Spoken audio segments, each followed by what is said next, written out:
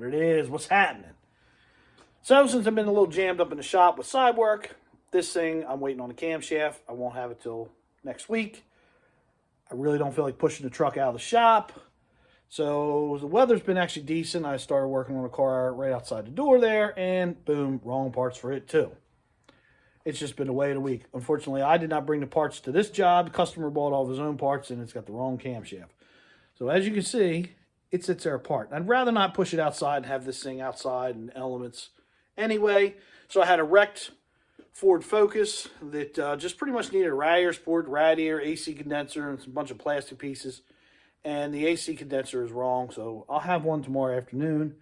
So I'll work on that. So I figured, since can't do much this evening in the shop, I'd go ahead and finish up the Bronco motor. So, if you follow the channel, this is for the upcoming Bronco build that I'm starting on. And this little guy here is a 351 roller motor. It's all stock. It was a good running motor, and I just basically resealed it. Gaskets, obviously valve covers.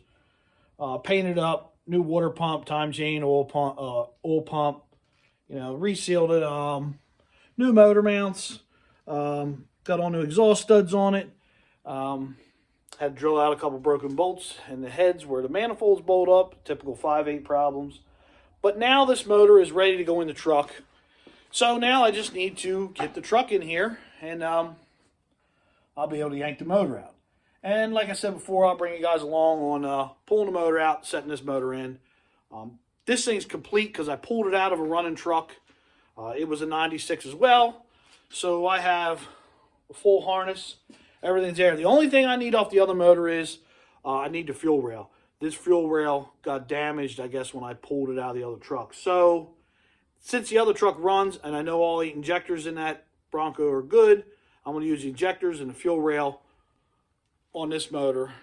And that's it. This thing should light right up, make smoke, and we'll be good to go. Once the motor's done, depending on what other jobs I got in the shop, because I've got motor jobs lined up out the wazoo. There's actually a little Honda motor sitting over there on the floor. There's a 5.4 for a Ford F-150 that needs to go in, and I just sold 3 more motors. There's a Infinity truck out there that needs a motor, and I've got 2010 that's getting a 5.4, and I just had another guy call for another 2010 that needs a 5.4. So it's been crazy. You would think gas prices going up, people would stop driving. Nah, it ain't hurt nothing at all. So that's all that's going on. I wanted to give a quick update. So my new subscribers got a little something to look at, see what's going on. But this bad boy's ready to go in. Like I said, it's all stock. I didn't change the camshaft for nothing. I thought about it. But at the end of the day, this truck's a trail ride, go out on the beach, light rock crawling. We ain't gonna try to do no crazy stuff. You know, this thing's only gonna have 35s on it, and it's only gonna have stock gears. It is gonna have lockers in it, but that's about it. So it really doesn't. I mean, this will be fine for what we're doing. This is gonna be fine. That's pretty much all I really wanted to talk about this evening. Was that the motor's ready to rock and roll.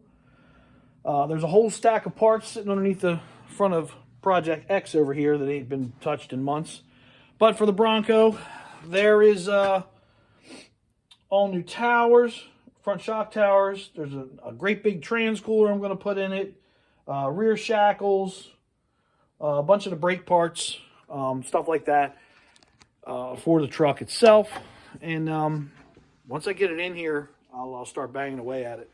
I'm probably going to order tires maybe next month.